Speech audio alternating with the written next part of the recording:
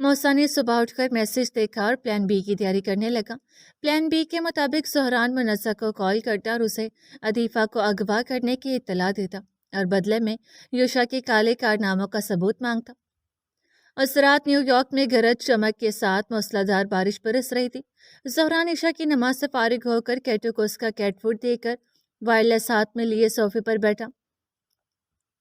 دوسری سمت موبائل پر موسیٰ بھی لائن پر موجود تھا۔ وہ عدیفہ کے موبائل پر لگائے چپ سے حویلی میں چلتی مصروفیات سن رہا تھا۔ ایئرپورٹ کان سے لگائے انگلیاں کمپیوٹر پر گھماتے اس سے منزہ کا نمبر ملانا شروع کیا۔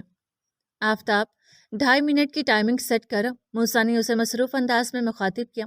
موسیٰ آج کال ٹریس ہونے دو۔ زہران نے وقت کی پابندی نہ لگانے کی تجویز دی۔ کیا؟ موسیٰ کو لگا اسے سننے میں غلطی ہوگی۔ میری جان، پلان میں تھوڑی تبدیلی کرتے ہیں۔ زہران یوشا کا رد عمل سوچ کر محسوس ہونے لگا۔ موسیٰ کی کی بورڈ پر چلتی انگلیاں روکی۔ وہ بغور تبدیلی سننے اور سمجھنے لگا۔ فلاپ آئیڈیا، پہلے پہل وہ راضی نہ ہوا۔ تم کرو تو صحیح، فلاپ ہوا تو میرا نام بدل دینا۔ اس نے زور دیا۔ آفتاب سے زہران ٹھیک رہے گا؟ موسیٰ نے ہوں کیا۔ زہران مسکرا دیا۔ ان دونوں میں ہلکی نوک جھوک چلتی رہتی تھی۔ موسیٰ کو نئے پلان کے مطابق کچھ سیٹنگ کرنی تھی، اس لیے وہ 10 منٹ کا بریک لے کر اٹھ گیا۔ وہیں زہران بالکنی کے پاس آ کر ہاتھ پیچھے باندھے کھڑکی کے پار نظر آتے لمبی لمبی عمارتوں کو بھیگتے ہوئے دیکھنے لگا۔ موسلا دھار بارش اب ہلکی برسات میں بدل گئی تھی۔ سڑکوں پر شہریوں کا رش پھر سے بحال ہونے لگا۔ تیز بارش کی وجہ سے کچھ دیر کا سکوت تھا اور پھر مقررہ رفتار لوٹ آئی تھی۔ مگر جب انسان اندر سے صحراؤں میں بھٹک رہا ہو تو شہر کا ہجوم بھی اس کی تنہائی دور نہیں کر سکتا۔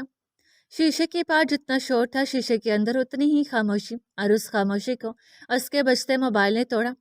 زہران خیالوں کے سمندر سے نکل کر واپس حقیقت کے ساحل پر آیا اور پھر سے اپنی جگہ پر بیٹھ کر موسیٰ کی کال موصول کی۔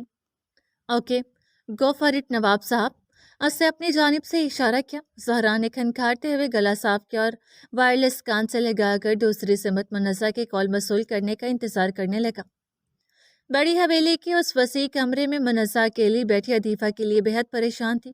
حسد کی وجہ سے پہلے شوہر ہاتھ سے کیا، بیٹا جان سے کیا، اور اب بیٹی بھی لاپتہ تھی۔ دل ریزہ ریزہ تھا۔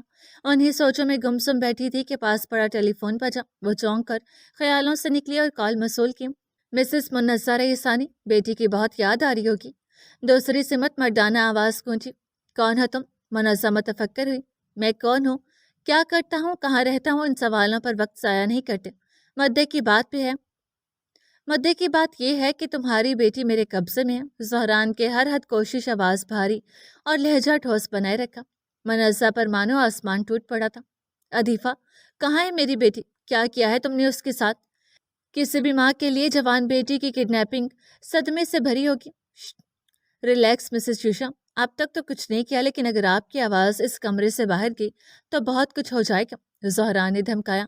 وہیں موسیٰ یوشا اور پولیس کے حرکات ٹریک کر رہا تھا تاکہ پکڑے جانے سے پہلے زہران کو آگاہ کر سکے۔ میں کیسے مان لوں عدیفہ تمہارے پاس ہے؟ موقع کا فائدہ اٹھا کر تم دھوکہ بھی دے سکتی ہو۔ منزہ نے اب ہوش کے ناخن لیے۔ ہوشیار ہو، جتنی بے وقوف لگتی ہو اتنی ہو نہیں، زہران نے تنزیہ کہتے موسیٰ کو میسج بھیج کر اشارہ کیا۔ موسیٰ نے کچھ بٹن دبا کر منزہ کے موبائل پر ایک ویڈیو ارسال کی۔ ویڈیو بھیجی ہے، دیکھ لو۔ اسے مخالف سمت میسج ٹیون سن کر بولا۔ منزہ نے پریشان ہو کر جلدی سے موبائل اٹھا کر ویڈیو کھولی۔ وہ منظر دیکھ کر اس کے ہاتھوں سے ٹیلی فون کا کریڈل پہلو میں گر گیا۔ آنکھیں بڑی ہو گئی اور منہ کھل گیا۔ سانس گلے میں اٹک گئی تھی۔ ویڈیو میں عدیفہ بے سدھ بیڈ پر پڑی تھی اور کوئی مردانہ ہاتھ ایک ایک کر کے اسے بے لباس کر رہا تھا۔ نہیں پلیز، ایسا مت کرو، چھوڑ دو میری بیٹی کو۔ منزہ نے فوراً کریڈل دوبارہ اٹھا کر کان سے لگایا۔ آنکھوں سے آنسو جاری ہو گئے تھے اور آواز لرز گئی۔ در حقیقت وہ ویڈیو فیک تھی، AI سے بنائی گئی تھی، لیکن اتنی صفائی سے ایڈٹ کی گئی تھی کہ منزہ کو لگا وہ سب اس کی آنکھوں کے سامنے ہو رہا۔ وہیں زہران لب بھینچ کر کچھ سیکنڈ خاموش رہا۔ جھوٹی ہی صحیح، لیکن چچا سات بہن کی ایسی ویڈیو نے اسے اضطراب میں ڈال دیا۔ کیا بگاڑا ہے میری بیٹی نے تمہارا؟ منزہ رو پڑی تھی۔ زہران لب بھینچے آنکھیں سختی سے میچے خود کو کوسنے لگا۔ خزار کی پولیس اسٹیشن میں یوشا اور کیہان کی کمشنر صاحب سے میٹنگ چل رہی تھی جب ایک اہلکار بھاگتے ہوئے کیبن میں آیا۔ سر، حویلی کے نمبر پر کوئی نامعلوم کال موصول ہوئی ہے۔ اس نے تیزی سے ان کو آگاہ کیا۔ جلدی ٹریس کرو۔ کمشنر صاحب حکم صادر کرتے ڈریسنگ روم کی جانب بھاگے۔ یوشا اور کیہان بھی اس کے پیچھے ہو لیے۔ موسیٰ جو ایک جانب زہران کے ساتھ لائن پر تھا، دوسری طرف خزار میں ہوتی کارروائیاں بھی ٹریک کر رہا تھا۔ पुलिस स्टेशन की हड़बड़ी सुनकर मोहतात हो गया। आफ्ताब, मौसा ने दबी आवाज में उसे मुखातिब किया। आफ्ताब, होश में आओ, यूशा को कॉल की खबर मिल गई है, जल्दी पॉइंट पर आओ। मौसा ने दांत पर दांत जमाए सख्ती से डपटा। ज़हरा ने सर पर हाथ फेर कर खुद को कंपोज किया और मुकालमा जारी किया। आपकी बेटी सिर्फ मोहरा है, मेरी असल दुश्मन आपकी शोहर है। अगर आप नहीं चाहती कि मैं आपकी बेटी का गलत इस्तेमाल करूं तो मुझे यूशा की फाइल स्कैन करके भेजनी होगी। ज़हरान अब तेज तेज बोलने लगा। क्या मैं ये नहीं कर सकती? मुनज़्ज़ा ने फौरन इनकार किया। मिसेस मुनज़्ज़ा, सोच लो, बेटी की इज्जत तो चलेगी, जान भी जा सकती है। और जितनी बेरहमी से इज्जत लूटी है उससे डबल बेरहमी से जान से मार दूंगा। ज़हरान अदाब व एहतराम बलाए ताक रखकर गुराए। मुनज़्ज़ा का दिल जोर से धड़का था। बेवफा शोहर की बादशाहत के जान से प्यारी बेटी, फैसला आपके हाथ में है। मैं चाहता तो मिस्टर यूशा को कॉल कर सकता था, लेकिन मैं जानता हूँ उन्हें अपनी सियासत के आगे कोई नजर नहीं आता। बेटा कुर्बान कर चुके हैं, बेटी की जान की परवाह भी नहीं करेंगे। और मिसाल आपके सामने है। अपने मफाद के लिए मजहर खान से अदीफा की शादी उसे जिंदा दरगोर करने के मजाक ही था। ज़हरा ने हकीकत का आईना दिखाया। ठीक है, मैं कुछ करती हूँ, तुम अदीफा को कुछ मत करना। मुनज़्ज़ा रोते हुए मान की। आफ्ताब, कॉल ट्रेस हो गई है, फोन बंद करो अभी, मौसा एयरपोर्ट में चिल्लाया और कंप्यूटर पर उंगलियां चलाते ट्रेसिंग में तब्दीलियां करने लगा। 2 दिन का वक्त है आपके पास। आरुषा को भनक भी लगी तो वो आपके साथ क्या करेगा ये मुझे नहीं मालूम, लेकिन मैं अदीफा के साथ क्या क्या कर सकता हूँ ये आपको अंदाजा हो क्या होगा। उसने आखिरी धमकी देकर कॉल काटी। तैश में आते वायरलेस टेबल पर पटक दिया। आसमान में बादल फिर से गरजे थे। तूफान न सिर्फ न्यूयॉर्क शहर पर आया था बल्कि ज़हरान के अंदर भी भरा था। आई एम सॉरी चाची, मामा के कत्ल और पापा के पागल खाने जाने के बाद आपने और अदू आपी ने ही मुझे संभाला था, और आज मैं आप दोनों से ऐसे पेश आ रहा हूँ। I am sorry. सर सोफे की पुत से टिकाकर वो गायबाना तौर पर मुनज़्ज़ा और अदीफा से माजरत खवा हुआ। पर यूशा और केहान को उनके अंजाम तक पहुंचाने के लिए ये कदम उठाना ज़रूरी था। आई प्रॉमिस, मैं सब ठीक कर दूंगा। आप दोनों की हर जिम्मेदारी मेरी होगी। उसी अंदाज में हिफाजत और पासदारी का वादा किया गया। कुछ जज्बात जब्त करने के बाद वो सीधा हुआ और एयरपोर्ट कान पर दबाकर मूसा को मुखातिब किया। मूसा, वह वीडियो हर जगह से डिलीट कर दो, किसी भी साइट पर उसका बैकअप भी ना रहे। उसने अल्तजाई अंदाज में कहा। ट्रस्ट मी, वीडियो ऑलरेडी हर जगह से डिलीट कर दी है, कोई रिकवर भी नहीं कर सकता। मूसा ने अपनायत से कहा। ज़हरान मशकूर होती आगे का लाया अमल सोचने लगा। वहीं पुलिस स्टेशन में यूशा और केहान कान और आंख खोले काल की तफसीलात सुनने को बेताब थे। सर, ये नंबर तो। पुलिस इंस्पेक्टर हैरान हुआ। कमिश्नर और यूशा टेबल पर हाथ रखकर आगे के हुए। ये नंबर मिस्टर यूशा के ऑफिस का है। उसने हड़बड़ाकर बात मुकम्मल की। यूशा के आईब्रो फैल गए। केहान और कमिश्नर ने हैरत से गर्दन घुमाकर उसे देखा था। ठीक से चेक करो, मेरे ऑफिस से कोई हवेली पर क्यों कॉल करेगा? यूशा को यकीन न आया। सर, कंफर्म बता रहा हूँ।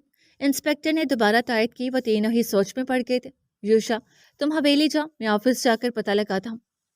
कि हाँ ने दूसरी तजवीज़ थी। कमिश्नर साहब भी उसकी बात से मुत्तफिक हुए और तीनों बाहर की सिमत पड़ गए। मुनज़्ज़ा हवेली के लाउंज में दाएं से बाएं चक्कर लगाती यूशा के सेफ रूम तक पहुंचने की तरकीब सोच रही थी जब यूशा लंबे डग भरता तेज तेज अंदर दाखिल होते नजर आया।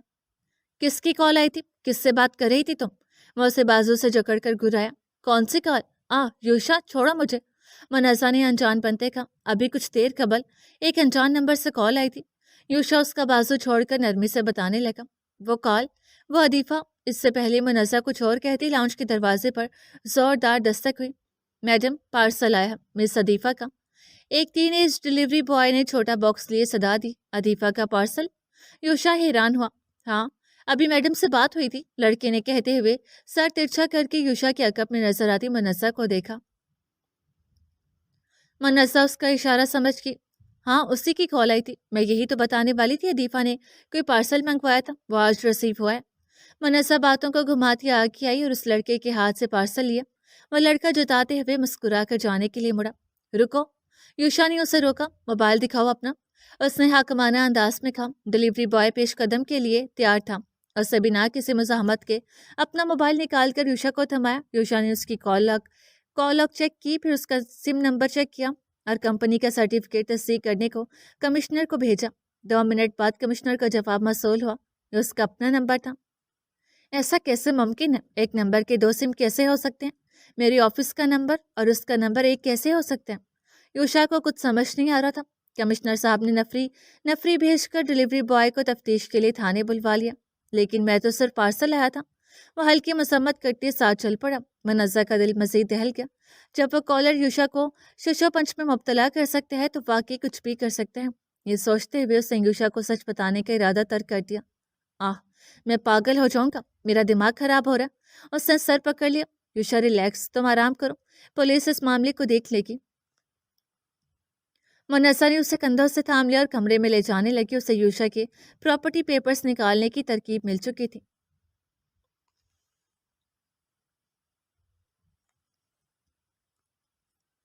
نیو یارک میں بادل برس کر چلے گئے اور تاروں کو نکلنے کا راستہ مل گیا۔ کیٹو اپنی جگہ پر لیٹی نیند کی وادیوں میں گم تھی۔ زہرا نے دوسرا پلان بھی کامیاب ہوتے دیکھ کر سکون کا سانس لیا۔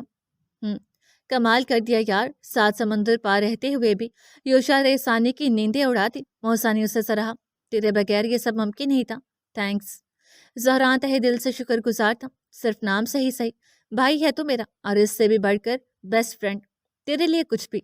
موسا کو اپنے دوست سے سچی محبت تھی۔ زہرا نے سر کو جنبش دیا۔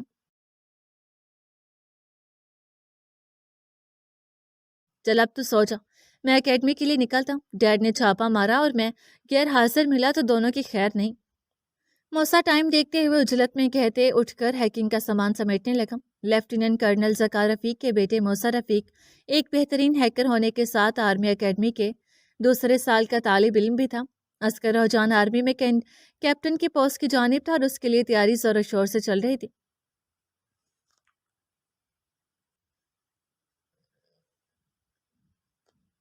2 گھنٹے بعد کیہان کی کال موصول ہوئی۔ وہ کوئٹہ آفس میں موجود تھا۔ یوشا، یہاں سے کسی نے حویلی پر کال نہیں کی؟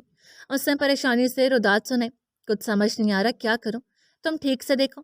یوشا سر کھجاتے ہوئے بے بسی سے بولا۔ میں نے ساری ڈیٹا چیک کی ہے، یہاں سے کوئی کال نہیں گئی۔ کیہان نے دوبارہ تائید کی۔ یوشا لب بھینچ کر سر جھٹکتے کال کاٹ گیا۔ ابھی اس نے کیہان کی کال کاٹی تھی کہ کمشنر کی کال آنے لگی۔ اس نے پہلے ہی بیل پر اٹھا لی۔ اسے چھوڑ دیا یوشا، وہ صرف ایک ڈیلیوری بوائے تھا، پارسل لایا تھا۔ عطیفہ کی کڈنیپنگ کے بارے میں کچھ نہیں جانتا۔ کمشنر صاحب کی آواز مدھم رہی۔ کچھ تو پتا ہوگا، کہیں تو کچھ گڑبڑ ہے۔ ایک سم سے 2 نمبر کیسے ہو سکتے ہیں؟ میں کچھ نہیں جانتا کمشنر، زندہ یا مردہ، پر میری بیٹی اور اس کے کڈنیپر کو ڈھونڈو۔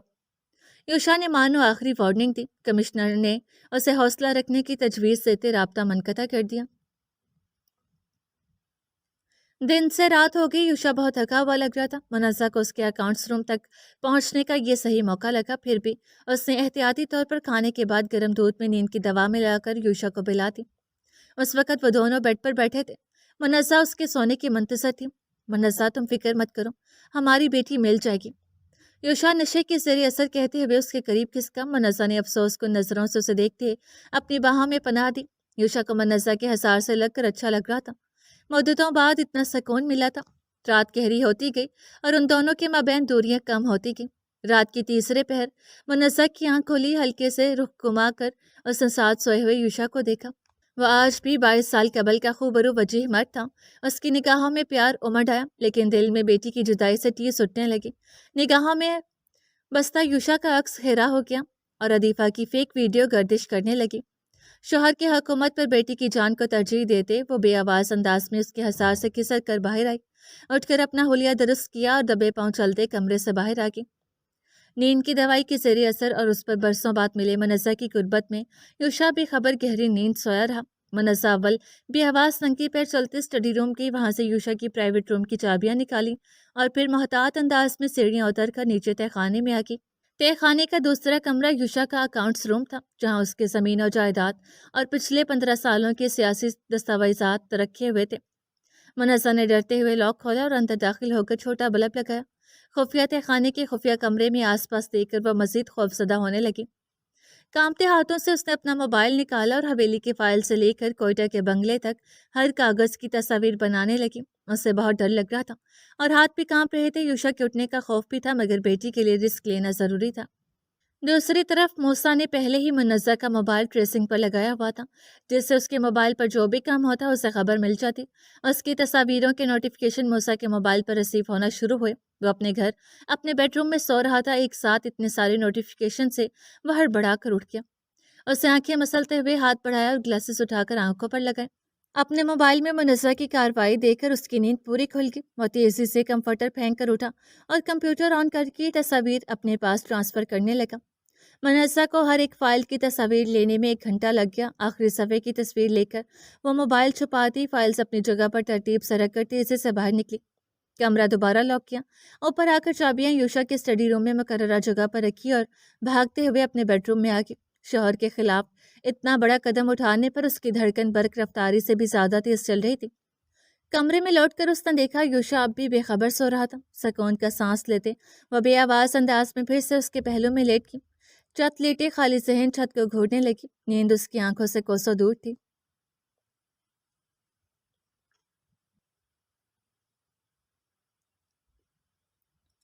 बुराक पीएचडी के बाद वापस तुर्की जाने के इरादे रखता था। उसने वहीं अपना अस्पताल खोलने की तैयारी कर रखी थी और अब एनफाल को साथ ले जाने की कार्रवाई में मसरूफ था। वह अभी अभी एम्बेसी में उसके कागजात जमा करवा कर आया था।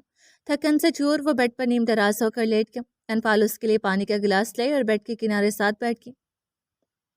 बुराक, मेरा अभी जाना जरूरी है क्या? एनफाल ने मासूमियत से पूछा। जान, मैं इस हाल में तुम्हें अकेले भी तो छोड़ के नहीं जा सकता। बराक ने नरमी से कहते इनफाल के पेट की सिमत इशारा किया। इनफाल का बेख्तियार हाथ पेट पर क्या था। तो क्या इस हाल में सफ़र करना ठीक है? अब वो खफा होने लगी। मैंने डॉक्टर से पूछ लिया, अभी 6वां महीना है, इसमें सफ़र कर सकते हैं। बराक ने सस्ताते हुए कहा और पूरा लेट कर आंखों पर बाजू रख लिया। यह इनफाल के लिए गुफ्तगू खत्म करने का इशारा था। वह भींच कर उठ गई। बराक अपना फैसला बदलने वाला नहीं था, उसे समझ आ गया। स्कूल से लौटकर ज़हरा ने सबसे पहले अपना लैपटॉप खोला और ईमेल चेक करने लगा। उसे मूसा का सबूत मिलने का मैसेज मिल चुका था। एक एक दस्तावेज देखकर उसकी आंखें चमकी। खासकर हवेली के कागजात पर वो रुक गया था। ये उसके दादा की मलकियत थी जिसमें उसके पापा का भी हक था, मगर यूशा ने नाजायज कब्जा करके उनको निकाल दिया था। अब उस नाइंसाफी का हिसाब करने का वक्त था। उसने स्कूल बैग से मोबाइल निकाला और मूसा को कॉल मिलाई। मूसा, सारे पेपर्स डैड को फॉरवर्ड कर दो और शुरुआत हवेली से होनी चाहिए। उसने पुरजोश अंदाज में हिदायत दी। Okay boss. मूसा ने हामी भरते आगे की कार्रवाई शुरू की। दादा साहब, मैं आपकी रियासत आपको वापस दिलवाऊंगा। और संदिल में शामिर साहब को मुखातिब किया। मूसा अब तक लाइन पर था। उसने जहरान को अगले कदम की जानिब मुतवज्जा किया। जहरान ने उसी जगह यूनिफॉर्म में बैठे हुए ही वायरलेस फोन उठाया और मुनज़्ज़ा का नंबर मिलाने लगा। मुनस्सा अपने किए पर पशेमान थी, लेकिन उससे भी ज्यादा आरिफा की फिक्र थी।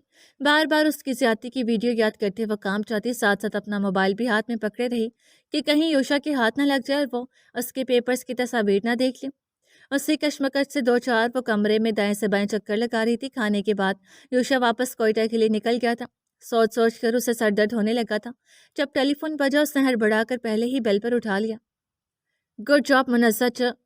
जहरान के मुंह से चची निकलते निकलते बचा। उसने आंखें मीच कर लब भींच ली और दिल ही दिल में खुद को डपटा था। वहीं मूसा के ग्लासेस के पार आईब्रो फैल गया, मगर वक्त रहते उसके उसने खुद को रोक लेने पर सुकून का सांस लिया। गुड जॉब मुनस्सा जी, वक्त तमाम होने से पहले काम कर दिया, आपसे यही उम्मीद थी। जहरान ने अपना बकिया जुमला मुकम्मल किया। तुमने जैसा कहा मैंने किया, अब मेरी बेटी को कुछ मत करना, मुनस्सा ने इल्तिजाई अंदाज में जवाब दिया। कल मेरा लड़का एक बॉक्स लेकर गया था। जहरान ने उसकी रिक्वेस्ट नज़रअंदाज की। हाँ यही है। मुन्नसा ने अपनी अलमारी की सिमत देखा। उसमें आपके मोबाइल मॉडल के जैसे दूसरा मोबाइल है। वो मोबाइल लेकर अपना मोबाइल उस बॉक्स में रखा और बॉक्स गेट के बाहर फेंक दो। जहरान ने रिसानियत से हुक्म सादर किया। आफ्ताब 3 मिनट हो गए। उसके दूसरे कान में लगे एयरपोर्ट में मूसा की आवाज़ गूंजी। अगली कॉल उस मोबाइल पर करूंगा। जहरान ने इतना कहकर कॉल काट दी। मुनज़्ज़ा शशोपंच में मुब्तला होगी। उसे मोबाइल बदलने में वक्त लग रहा था। बिलाखिर अपने दिल की सुनकर वो फैसला करती उठी और जहरान की हिदायत पर अमल दरामद की। दूसरा मोबाइल ऑन होते ही मूसा को सिग्नल मिल गया। उसने जहरान को दोबारा कॉल करने का कहा। अब वो बेफिक्र बात कर सकते थे। मूसा के सेटिंग के मुताबिक उस मोबाइल के नंबर ट्रेस नहीं हो सकता था। अब और क्या करना होगा? इतना सब तो कर दिया, मेरी बेटी को छोड़ दो। मुन्नसा ने कॉल उठाते ही दबे गुस्से से कहा। उसे छोड़ दिया तो यूशा अगले दिन मजहर खान के साथ रवाना कर देगा। इससे बेहतर ये नहीं वो जहाँ हो सुकून से हो। जहरान की आवाज़ पहले से नरम पड़ गई। पर मुझे क्या पता वो अब कहाँ है, कैसी है। माँ की आवाज़ बेटी की ममता से तर होगी। लाइन पर रहो, बात करवाता हूँ। उसने कहते हुए वायरलेस कान से हटाया और मूसा को फार्म हाउस से कनेक्ट करने का काम। अदीफा उस ठंडे कमरे में बेखबर सो रही थी। साइड टेबल के पास पड़े वायरलेस के बजने से वो हड़बड़ा कर उठ बैठी। ऊँगते हुए कॉल उठाई। सुकून से सोने नहीं दोगे? अदीफा ने फिर से लेटते हुए शिकायत की। उसे लगा कॉल पर सुहरान है, लेकिन दूसरी सिमत खामोशी थी और 1 मिनट की रुकावट के बाद मुन्नज़ा की आवाज़ समात में पड़ी। मम्मी। अदीफा की एकदम नींद खुल गई। कैसी हो मेरी बच्ची, कहाँ हो? उन लोगों ने क्या किया तुम्हारे साथ? मुन्नज़ा सारे सवालात एक साथ करके बुलंद आवाज में रो पड़ी। मम्मी मम्मी, मैं बिल्कुल ठीक हूँ, मुझे कुछ नहीं हुआ। मुझे नहीं पता मैं कहाँ हूँ और ये लोग कौन है, लेकिन अच्छे लोग हैं, मेरे साथ कुछ नहीं किया, बल्कि मेरा बहुत ख्याल रख रहे हैं। सहूलत की हर चीज़ मौजूद है। प्लीज़ मम्मी, अब रोना बंद करें। आदिफा प्यार से समझाने लगी। क्या? मुन्नसा आंसू साफ करती हैरान हुई। तुम सच बोल रही हो? और मुस्तफसर हुई। हाँ मम्मी, सच में, मैं बिल्कुल ठीक हूँ। आदिफा ने यकीन दिलाया। तो वो वीडियो? उसे अब भी समझ नहीं आ रहा था। कौन सी वीडियो? अब हैरान आदिफा हुई थी। कुछ नहीं, तुम ठीक हो, यही बहुत है। मनसा ने मुस्कुराते हुए बकिया आंसू दिल में उतारे। जवाब में अदीफा भी मुतरन्नम आवाज में हंसती। उसके साथ राब्ता मुनक़ता हो गया। दोनों के अलग अलग जगहों पर बैठे एक साथ मोबाइल कान से हटाकर देखा था। एक दूसरे का हाल अहवाल जानकर दोनों माँ बेटी को अच्छा लग रहा था। ज़हरा ने सुकून का सांस लिया और फ्रेश होने चला गया। उसे बहुत सी तैयारियां करनी थी। अपने वतन, अपने अपनों के पास लौटने की तैयारी। शाम 6 बजे वो दूसरे कमरे में आया। साथ एक लोहे का डस्टबिन भी था। लाइट ऑन करके चारों तरफ का जायजा लिया। इतने सालों की प्लानिंग का अब हकीकत में सामना करने का मौका आ गया था। उसने आईब्रो चुकाते लंबा सांस लिया और अपनी दाहिनी जानिब से शुरू करते दीवार पर चस्पा कागजात उतार कर उसमें डालने लगा। उसे एक एक कागज का एक एक हर्फ याद हो चुका था, इसलिए अब उन कटआउट्स की जरूरत न थी। क्यों ही हर वक्त उतारते हुए वो चलता हुआ घूमकर फिर से दरवाजे तक आ पहुंचा। नफरत से भरा कमरा फिर से खाली हो गया। ज़हरा ने डस्टबिन कमरे के बीच रखा और माचिस की तीली जलाकर उसमें फेंक दी। कागजात धीरे धीरे आग पकड़ने लगे। शोलों का अक्स ज़हरान की आंखों में वाजिया होने लगा। यही आग वो यूशा और किहान की जिंदगियों में देखना चाह रहा था। यूशा रेसानी की बेटी अदीफा रेसानी की 2 हफ्तों से गुमशुदगी अब किसी से छुपी न रही थी। वीकेंड पर शामिर साहब उस मामले की बात करने हवेली आए। उनके साथ आबान भी था। आगा साहब का हाथ थामे वो अंदर दाखिल हुआ। सुर्ख ईंटों से बनी मजबूत हवेली अपने मियार पर खड़ी थी, मगर अंदर बसने वाले लोग वो न रहे थे। अबा ने हवेली को देखा, फिर राहदारी के दाएं बाएं अहाते को। बेख्तियार उसे महाबीर की शिद्दत से याद आई थी। दाएं से मत खाली मैदान में उसकी घुड़सवारी, बाएं जानिब सब्जा में उसकी तलवारबाजी जैसा हाका महाबीर ने उससे बयान किया था। वो एक एक को तसव्वुर करता आगा साहब के हमरा आगे चलता गया। बरामदे तक आकर वो दोनों रुके। आगा साहब, आप यहाँ? यूशा की आवाज़ ने उसके ख्यालात में खलल डाला। यूशा बरामदे की सीढ़ियों से उतरकर उनके पास आया। आगा साहब फीका मुस्कुराकर उससे मिले, जबकि यूशा और अबा ने एक दूसरे को नज़रअंदाज करना मुनासिब समझा। लाउंज में आगा साहब की आवाज़ सुनकर मुन्नज़ा भी बाहर आ गई थी। ये सब क्या सुनने में आ रहा है यूशा? अदीफा इतने अरसे से लापता है और तुमने मुझे बताया तक नहीं।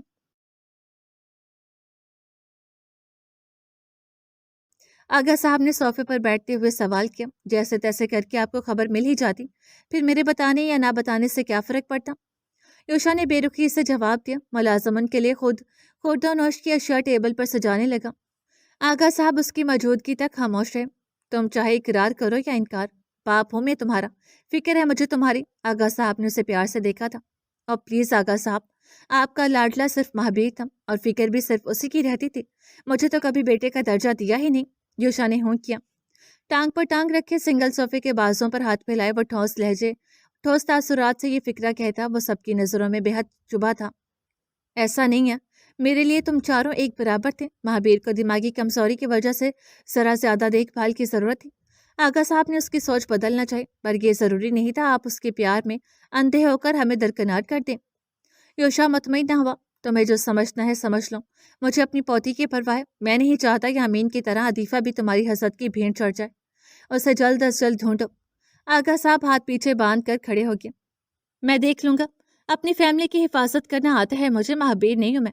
यूशा ने उठते हुए एक और ताना कसा। बहुत हुआ यूशा, तुम जीते जी उसे जितनी तकलीफ देना चाहते थे दे चुकी हो। अब कब्र में तो सुकून से रहने दो। ये अल्फाज जबान के थे, उसमें आगा साहब जितना सबर न था।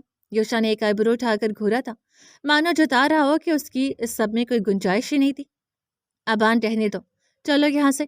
आगा साहब ने उसका हाथ थाम कर कदम बढ़ाए। मुनस्सा, अदीफा की खबर देती रहना। उन्होंने गर्दन घुमाकर बहू को देखा।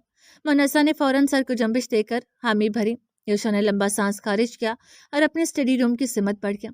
دل ہی دل میں منزہ نے آغا صاحب کو عدیفہ کی خیریت سے آگاہ کرنے کا ارادہ کیا اور اپنے بیڈ روم میں چلے گی۔ گیٹ سے نکلتے ہوئے ابا نے رخ گھما کر پھر سے حویلی کی عمارت کو دیکھا تھا۔ آتے ہوئے اسے لگا وہ مہابیر کی حویلی میں آیا ہے، اس کی یادوں سے جڑی عمارت، مگر جاتے ہوئے جذبات متغیر تھے۔ وہ حویلی پارلیمنٹ ممبر یوشا کی تھی، نفرتوں سے بھری عمارت۔ سائیڈ ایفیکٹ صرف ادویات کے نہیں ہوتے، رویوں اور الفاظ کے بھی ہوتے ہیں۔ جس طرح ایک غلط دوا کا استعمال جسمانی صحت کو متاثر کر سکتا ہے، اسی طرح تلخ رویے اور نامناسب الفاظ ذہنی صحت پر منفی اثرات مرتکب کر سکتے ہیں۔ منفی رویے اور کڑوے الفاظ دلوں کو توڑ دیتے ہیں، رشتوں میں دراڑ پیدا ہو جاتی ہے، ان کے اثرات دیر پا ہوتے ہیں اور بعض اوقات یہ زخم بھرنے میں عرصہ بیت جاتا ہے۔ نیو یارک میں سردیوں کا آغاز معمول کے مطابق ہوا۔ نواب سہران ریسانی براؤن ہائی نیک کے ساتھ بلیک جینز اور بلیک لانگ کوٹ پہنے، گردن کے گرد مفلر لپیٹے، ایک ہاتھ میں لگیج اور دوسرے سے بیک پیک کا سٹریپ سیدھا کر کے اس نے کیٹو کی ٹوکری اٹھائی اور اپارٹمنٹ سے باہر آیا۔ چونکہ انفال اور براق بھی نیو یارک میں نہیں تھے، تو چابی کو 2 دفعہ گھما کر اس نے دروازہ ڈبل لاک کیا۔ لفٹ سے نیچے آ کر اس نے ٹیکسی روکی اور ایئرپورٹ کے لیے روانہ ہوا۔ موسیٰ کے علاوہ اس کے سفر کے متعلق کسی کو آگاہی نہیں تھی۔ اسمارٹ واچ پر ٹائم دے کر اس نے پاکستان کی ٹائمنگ کا تعین کیا اور دادی کو میسج سینڈ کیا۔ ہائی دادی، میں 3 دن کے لیے شہر سے باہر جا رہا ہوں، وہاں نیٹ ورک کا مسئلہ ہوگا، اس لیے آپ سے بات نہیں کر پاؤں گا، پر آپ بے فکر ہیں، میں اپنا خیال رکھ لوں گا۔ اوکے دادی، لو یو، اپنا خیال رکھنا، سی یو سون۔ اس نے دادی کے نمبر پر وائس میسج بھیجا اور موبائل رکھ کر کھڑکی سے باہر دیکھنے لگا۔ نیو یارک شہر اپنی خوبصورتی لیے شان سے چمک رہا تھا۔ سارے نظارے آج بھی ویسے تھے جیسے 10 سال قبل تھے، بس اس کے دیکھنے کا نظریہ بدل چکا تھا۔ زندگی میں ہر طوفان آپ کی زندگی بگاڑنے کے لیے نہیں آتا، کچھ طوفان آپ کا راستہ صاف کرنے آتے ہیں۔